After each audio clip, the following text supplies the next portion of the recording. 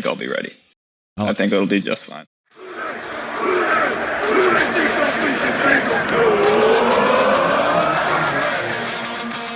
What is up, Bengals fam? It's Mike again with another Who Daily coming at you. I thought today there's not a lot going on in free agency. I wanted to take a look at 5 small school prospects that have done their pro days and carded some ridiculous relative athletic scores, some RAS scores, which is basically how you can kind of compare prospects with the kind of numbers they put up in their testing, right? So you keep track of all of the numbers that defensive tackles, for example, score on the athletic testing. There's a database of that, so that every future prospect that tests as a defensive tackle, you can compare those numbers to the past tackles. It gives you a composite score at the end to give you an idea of the athletic profile of these players. These are things that are going to be really important this year because of how weird it is with COVID and not having an official combine and all kinds of weird stuff. But let's get into it and take a look at what we got. So I wanted to start with one you've probably already heard of, Quinn Myer, out of center, out of Wisconsin Whitewater, and you can see him here. He's a handsome fellow. If you watch the Senior Bowl, you remember him kind of strutting his stuff with his big belly out. But don't let that fool you, because this dude can play some football. Take a look at him. He profiles out 6'2", almost 6'3" at the height, which is not terrible. Usually with kind of from middle out, it's okay for your center to be shorter. And then it grows from there. Guards are typically a little taller than centers, typically a little taller, and then tackles are typically a little taller than them. But there's no. He's a stout dude. 320 pounds, 6'3", 320. Put that in perspective. Another prospect, Samuel Cosme. He's 6'7", but weighs less than that. He weighs like 310. So this dude, 10 pounds heavier, compact, shorter. Right. Vertical jump, 32 inches is crazy for a dude that size. Broad jump, all crazy. He just crushed it. I mean, he's ranked. As probably what's in the top 10 of all time of centers testing. But yeah, this dude is athletic. He's strong. 32. Let's see, the bench. I don't think he did a bench press, but you could tell he was strong at the combine, just pushing everyone around, kind of manhandling people. So that's a really cool one to look out for the Bengals, because as we know, I got called out last video because I said Trey Hopkins was 32. He's not. He's 28. But you never know. Trey Hopkins coming off an injury. You never know how much longer he's got, right? So you want to start to look to get younger at center. Could be your center prospect of the future, Quinn Myer. Although with these kinds of numbers, Bengals might have to pick him closer to like the 3rd round if they want him, rather than where he was projected. Which before this testing and showing up at the Senior Bowl, he was not really on anyone's radar, but. Next player I want to take a look at, you may have heard there's a little bit of stuff on Twitter going around for the Bengals community about Milton Williams. Milton Williams is Louisiana Tech defensive end. Now, he's listed as a defensive end. If the Bengals draft him, he will be playing the 3-tech defensive interior spot that was just vacated by Geno Atkins. He would probably rotate that with Larry Ogunjobi. But this dude, again, killed it. Almost, 9.95. The 10's the highest you can score on these things, so it's pretty crazy. 6'3", 284. He's a little on the light side for a defensive interior player, but he definitely has the frame. If you look at him, he's a thick boy. He has the frame to put on an extra 10, 15 pounds, which would put him right in the range of Geno Atkins' size overall. 34 bench press is elite for the bench press. It's really, really strong. That's what you need, is a guy in there that can kind of shoot the gap, the three technique, shoot the gap and get pressure on get kind of play in the other team's backfield, but also hold up a double team if he's asked to do it. This guy can absolutely do it. Elite vertical. I mean, the whole card's green, right? Except for that height, but not a big deal. I actually prefer defensive tackles to be a little shorter, because then it's easier to get leverage on defensive or offensive linemen that way. 40-yard dash of 4.67. I mean, you're going to see most tight ends in this draft class aren't going to run that fast. That's crazy. Same with the 20-yard split. This dude's hyper athletic. I was seeing in mock drafts earlier this year, he was available in the 7th round. That's not going to be it this year, or after all of, that's not going to be it after these kinds of numbers. You're going to see him moving up boards, right? So what's great is these guys are moving up boards and adding depth to positions that we were worried about for the Bengals. You can see this guy slotting in really nicely. This is almost the prototype player they're looking for in the defensive interior. Moving on, Michael Strackham. He is a wide receiver out of Charleston, the Bulldogs.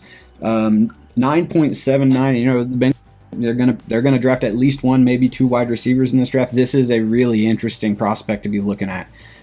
He ran the 4.46 40.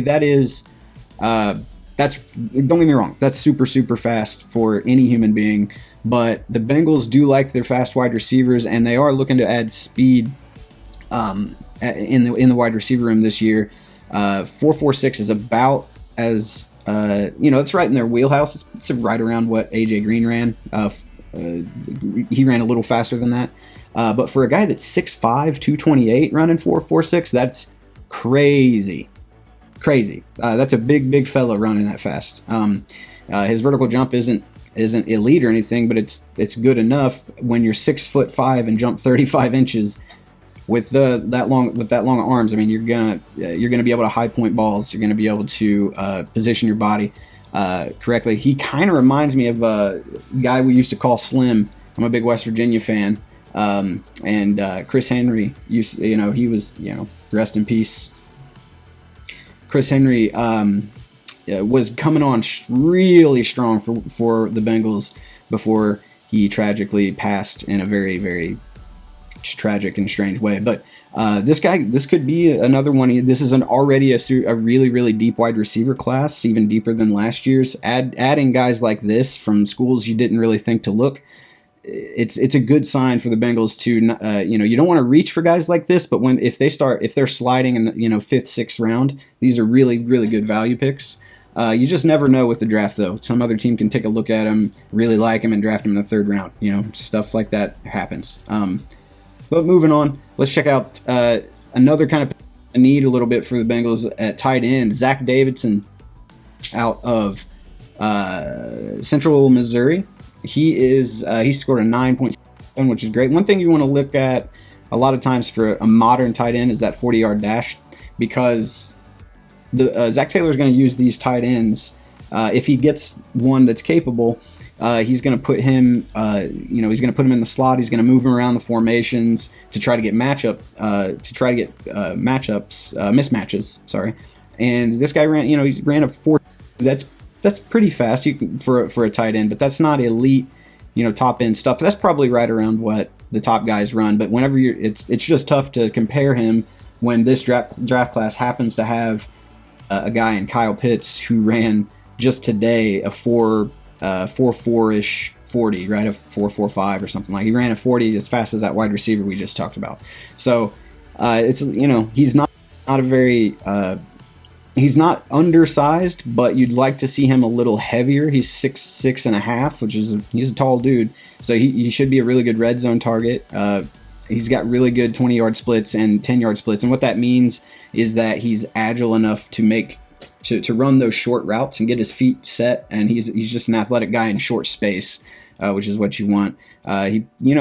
He's 245. You hope you could put a little bit more weight on him. He's a big dude with a big frame, so you'd think he'd be able to get in the weight room, put a little bit more on him. That might be why we don't see a bench press number there, just because he may not be the strongest guy. Another interesting late round prospect if the Bengals decide they need to bolster that tight end room, which wouldn't be a bad idea. You don't know what you're getting out of C.J. Uzomah coming back off of an Achilles injury. And Drew Sample, you hope, continues to progress, but you can hope in one hand and shit in another, right? So we'll see. Let's see if the Central Missouri Mule Zach Davidson could be a late round pick for the Bengals. Next one I want to talk about, Robert Rochelle. You may have heard of this guy if you've been doing some mock drafts. He's been coming up in some mock drafts every once in a while, but I wanted to wait and see. I was under the impression he might be a little too